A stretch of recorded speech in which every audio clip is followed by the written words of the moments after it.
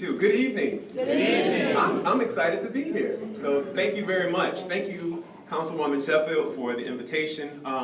I'm glad to be here to talk about the Riverfront, talk about the great work that's going on along the East Riverfront.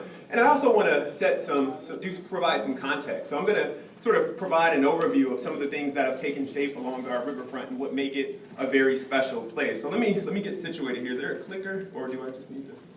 Okay. No clicker? All right. So by a show of hands, how many folks have been to the Riverfront? You know, I should see all the hands, right? How many folks have been to the Riverfront?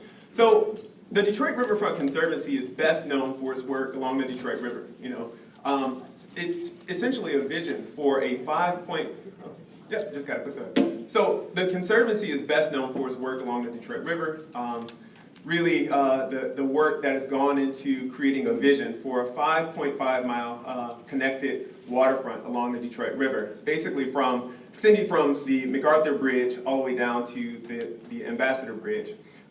We are responsible for the operations, for the maintenance, and programming along the waterfront. And if many of you, for the folks who've been down, you've seen that our waterfront has really changed the conversation about how we utilize public space in the city. You know, I see many folks biking and walking and bringing their families to the waterfront, and it's an exciting place. And because of the work of the Detroit Riverfront Conservancy, we have a place that we can bring folks to and celebrate our waterfront and enjoy the afternoon or enjoy the weekend and come and stroll, and it's exciting. And so I'm energized by the work that's been done, and it's been done because of partnership. Lots of collaboration, lots of partners in this work. The Conservancy put forward this plan, and it's been able to achieve it with a lot of support from philanthropy, but also through working with its city partners, as we're working right now with Stephen and Maurice and the folks over at the planning team to sort of extend this work. But the Conservancy and what it's been able to do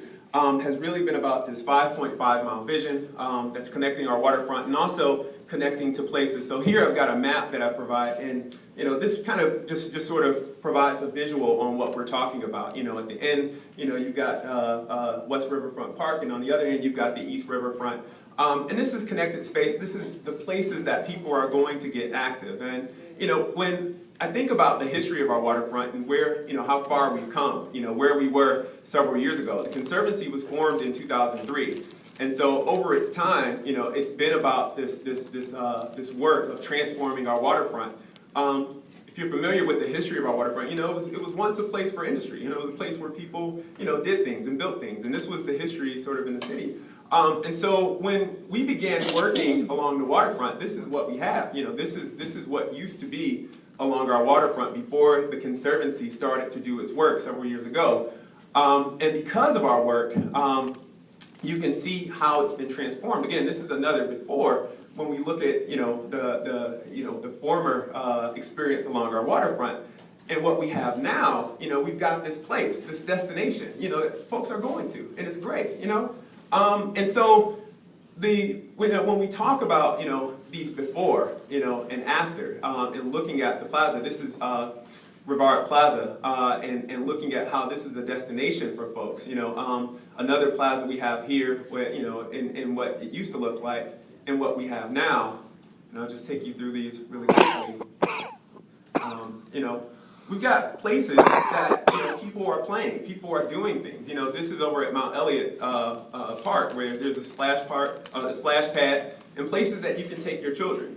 Places that you can visit and spend your day along the waterfront. And that's exciting, right?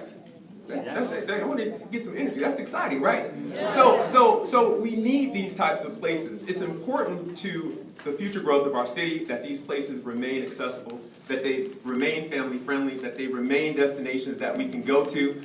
We've got our Riverfront Walkers, which is a senior walking club that's attracting folks to the waterfront. We've got places like, again, Mount Elliott Park, where there's a splash pad where you can go to, there's no cost. And so, we've tried to make sure that in our planning work that we think about people, that we think about how people are going to utilize the waterfront, how they feel along the waterfront, how they need these destinations that provide relaxation and leisure.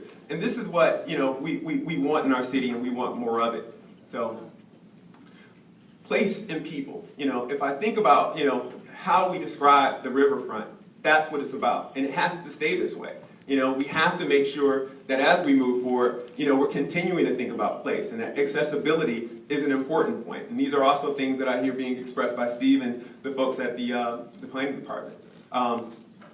In terms of programming, I talked about exercise and programming a little bit.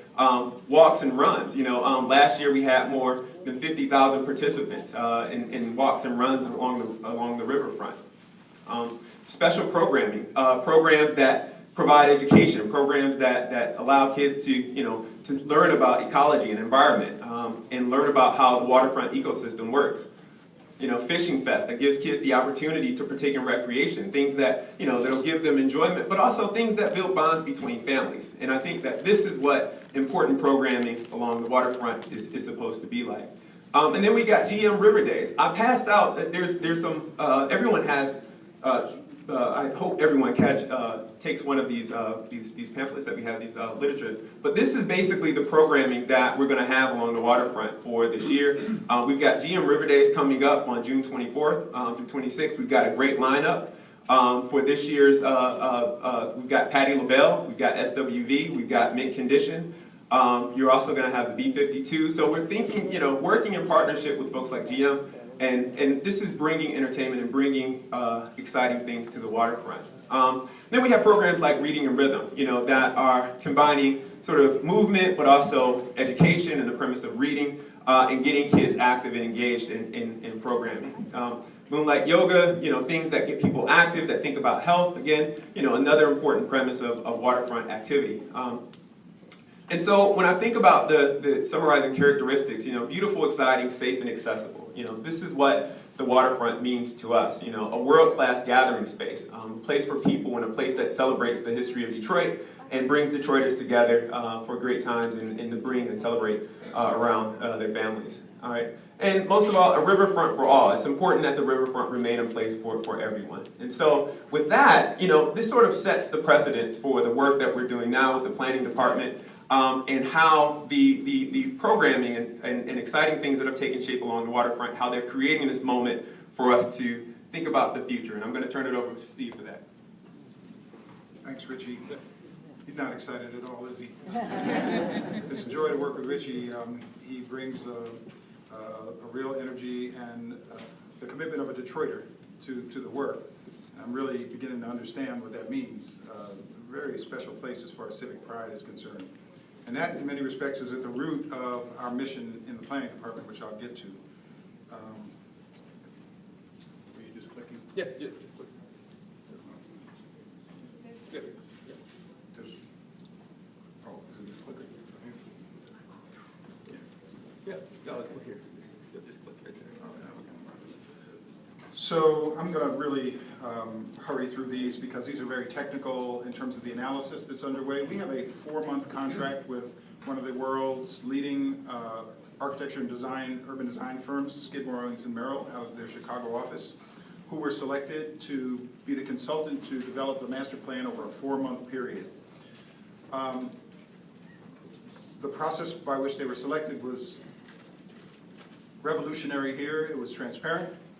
There were a great number of proposals submitted by firms from throughout the country and the world. They were adjudicated by a jury, and 6 finalists were chosen. And as those 6 finalists came into town, I don't know if any of you were part of the public process of observing the interviews. These decisions, most Detroiters would say, are usually made behind closed doors, and whoever ends up getting the contract, it's probably because they knew somebody, whatever. This process was conducted in full public view over a weekend, and there were over 250 citizens who came out just to observe and participate in that process.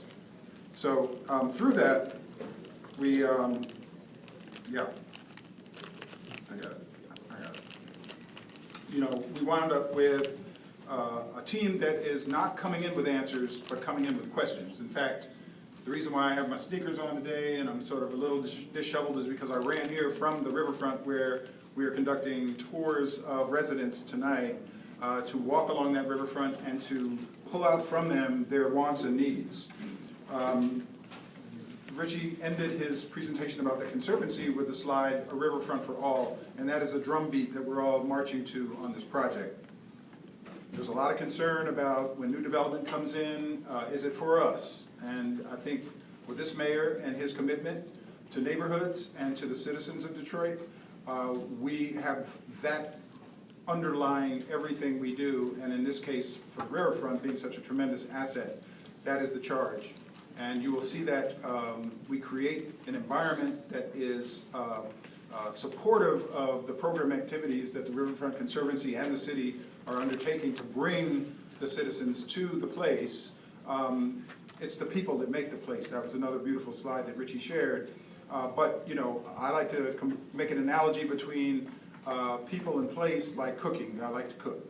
So, you know, I can make a stew, I can make some gumbo, whatever, but I have all these ingredients, which are all of you, but they have to go into a pot. And the pot is the container that it's all cooked in, and that's the environment, the place that we're creating. So this slide just shows quickly the 4 incremental months at which milestones are accomplished, resulting at the end of that 120 days with a plan. This is a community workshop that was held back in April, where, as you can see, we had lots of engagement and involvement. And if you're interested in the Riverfront, either before this presentation or now that you're seeing it, we really want to invite you to keep your eyes open about it. There will be several other meetings coming on in the next month and 2 months. We had one last night at Eastern Market at Shed 5, and that was well attended and a lot of civic engagement. So as you can see by this slide, we create opportunities for all of your thoughts to be captured, all of your answers to questions we might raise, and just to get literally pinned onto maps. And again, in the interest of time, I'll just say that many of these themes having to do with sustainability, connectivity, mobility, et cetera, engagement and equity being extremely important, as well as authenticity, these are available on our website that we have for the project, which will be going live, I think, within the next few days, where this presentation and additional materials will be available for anyone to access. And this will be the URL for that website. So I'll leave that there for a second. And okay. Great. Thank you for that. Thank you, Richard. Yeah, thank you. Again, I just wanted to iterate. Let's take questions now. Yeah, sure. Questions on the Riverfront? Got a question over there. First, a question and a statement. The statement is, Riverfront is spectacular. I've been riding my bike down there, and I've noticed a lot of great improvements. One being the bicycle work tool shop where you can fix your bike. And now to the question. What I've noticed is a lot of new apartments being developed along the area. And the skeptic in me is just wondering, are we going to get to the point where the residents of that apartment are able to someday say, hey, let's cut off the riverfront to some of the public walking along this way? That's just a skeptic. You want me to take it? Yeah. So I think this entire process is about, you know, how do we maintain accessibility, and how do we demonstrate that accessibility is what makes our riverfront great. You know, we can't go and everything that's made it special up to this point, go and reverse that. You know, so we have to understand, and I think I've heard this from Steve, and I hear this from Marissa all the time, that, you know, these things have value. You know, this is what makes us great. And so, yeah. Let me answer this a little more simply. They'll never have private ownership of that land to be able to close it off to anyone else. This is publicly owned land, and it is in the public good that the Riverfront Conservancy is installed to protect. So. All right. And again, just to reiterate, this is what has value. Connection and people have value, and that's what we're looking for. Hi. My concern is this. I just came in I'm from Detroit, and I just came in last night from Chicago, visiting Chicago, along the riverfront. And it's wonderful that they have a lot of tourists, retail, boat outings that you can go. My question is this: are we going to get that along the river? When the interests and concerns of the citizens of the city are fully known, the development picture will be painted in terms of land use, zoning, et cetera, along that strip that goes from Larned across Jefferson down to the river from between the two bridges. It's envisioned as a vibrant mixed-use area broken down into digestible neighborhoods along the way that will probably have sort of themes. As you know, there's some organic development going on right now with the denim company that's moved into one of the historic warehouse buildings, and you're going to see that kind of unassisted development happening at the same time as the vision from this plan will determine what kind of housing, how dense, how high, what type of retail, what type of office, corporate, whatever. And at the end of the day, the stitching of the entire real estate development is going to be the actual riverfront, which will extend, and the public access that will be maintained along that frontage, along with green space. Now, one of the beautiful planning concepts that these guys and girls have brought forward right now is as you go along the riverfront, you have the neighborhoods, Mount Elliott, et cetera, and there are these opportunities to tie back into those neighborhoods and actually connect them. Whereas right now they feel no connection to the riverfront, there will be very discrete plans in place to make these connections from deep into the neighborhoods down to the river. So it's such a large area, and there's 300. It's 400 acres in total. Yeah, I mean, it's an amazing amount of development to be offered there. So I don't know whether there's a particular concern, whether your judgment on Chicago is a positive or negative. No, it's positive, because when you go along the Navy Pier, where you have all kind of tourists, they have restaurants, they're bringing in money. Okay, our riverfront is beautiful, but it's not generating no money. And those plans is fine, but it's not bringing no money. Yeah, I think that you'll be very happy to see the results of the plan. Okay. Yeah. Steve, along those lines in Chicago, I'm from Chicago. One of the things I enjoy about Lakeshore Drive is you can drive along the coastline, see the water, and you can't park on the east side where the water and the beaches are. That's not the case. We can't hear you back here. I'm sorry, I know we You gotta inherited speak some up. things. I know we inherited some things with the city of Detroit, but are there any talks about preserving the view of the water? If you notice, our neighbors on the other side of the water, Canada does that very well. Right. They keep those spaces open. They don't put any buildings on that side of the riverfront. Right. Yeah, there will definitely be development in blocks along the way that obviously you won't be able to see through from Jefferson, but there's a very careful attention being paid to the view corridors that do exist through a number of sort of incrementally along the way, these streets that do connect all the way through, and ensuring that those views of the river are constant, so that there's a constant awareness as you're going in your car from one end to the other, but certainly in your bike and walking. And we're encouraging that type of activity to happen not from Jefferson as much as down at the river edge in that public space that's maintained for access throughout the length of this thing. So, one thing is when you're driving by and being able to see it, and if there are going to be some areas of open space where you actually have maybe a whole block where you actually can see the entire river, but beyond that, you'll have these incremental slices that give you that visual corridor into the river. Yeah. I'm concerned about the triple bottom line, not only the profit, but the people and the planet. And I'm concerned that there might be, in the end, the European model of pushing anybody who doesn't have very much money out of the city, and only the rich, the closer into the downtown you are, the richer you are. Right. And our Detroit downtown has not been that way, and we want to know about the people and the planet part. Right. Well, I don't know many other cities in America that can claim to be 83 to 85% black. So this mayor seems to get that. And our charge, and it's been laid out for us, is that this is a riverfront for all, and not just for public access, but for mixed income housing, for business opportunities, for entrepreneurs, and across the board. So, I'm gonna be perfectly honest. Gentrification's a bad word, but it is the economic engine that tends to drive redevelopment.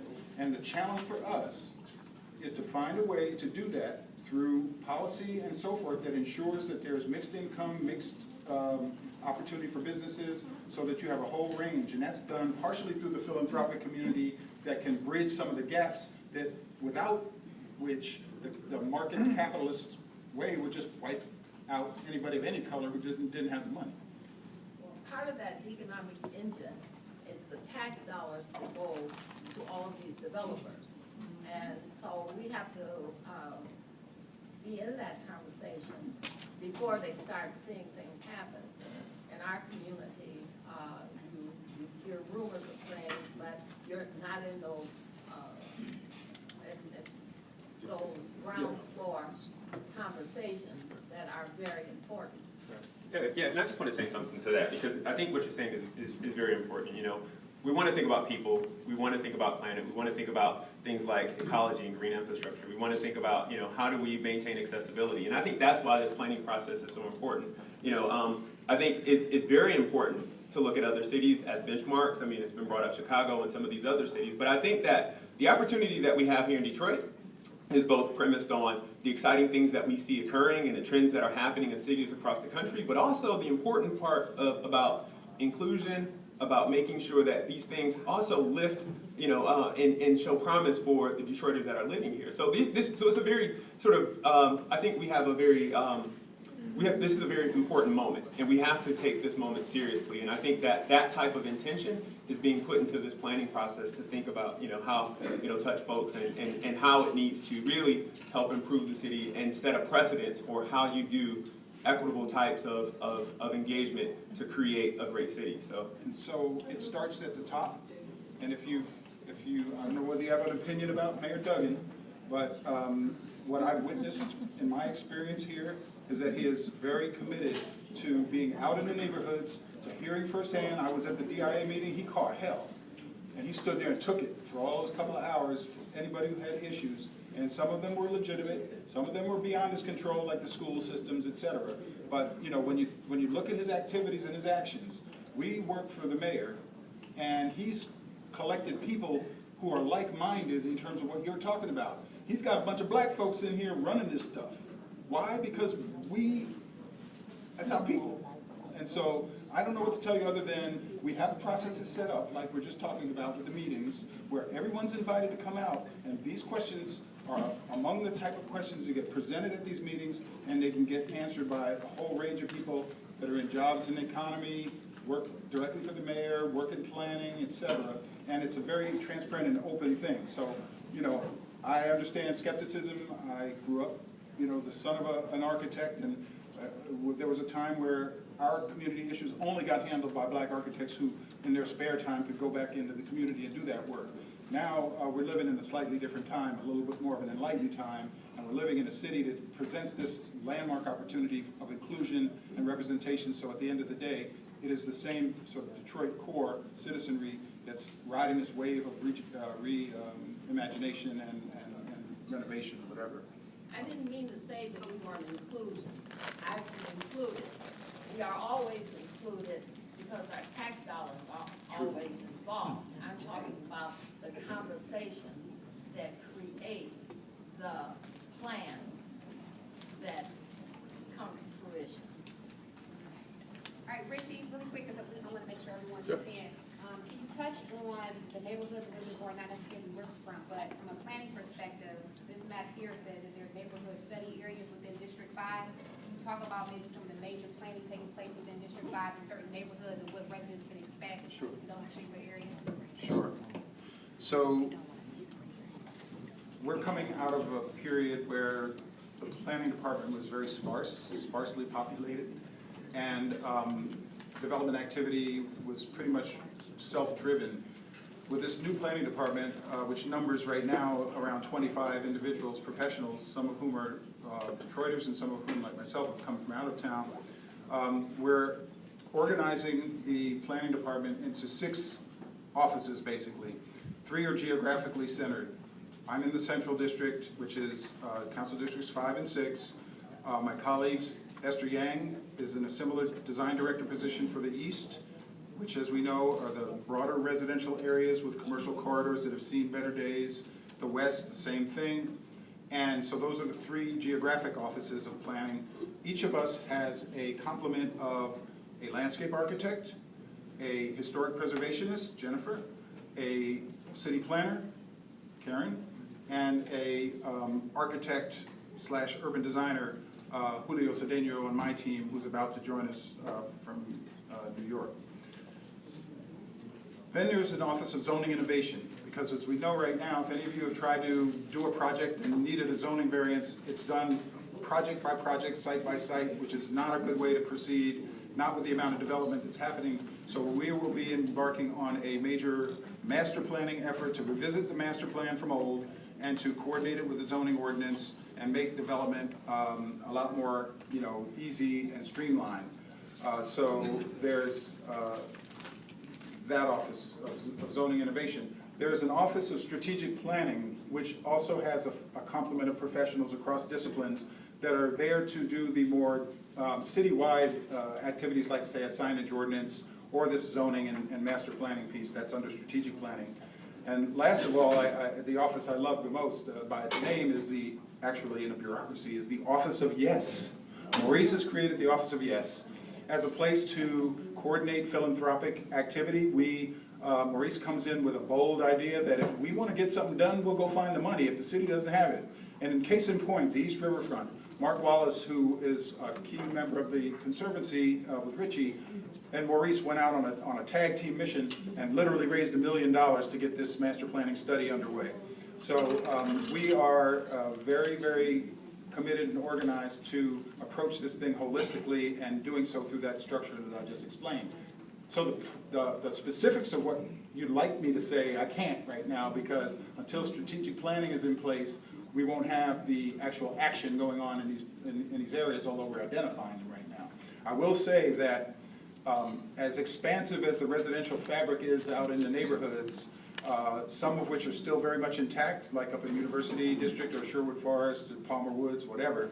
We also know about the other neighborhoods where they've been decimated over time, and there may be 1 or 2 homes on an entire block. So I think that, to be frank and honest about it, we are looking to the best and brightest minds of landscape architects from around the country to, in a way, study and experiment with quarter square mile areas to come up with the kind of interventions that are economically feasible, that stabilize the neighborhood curb appeal of these blocks that have been, decimated.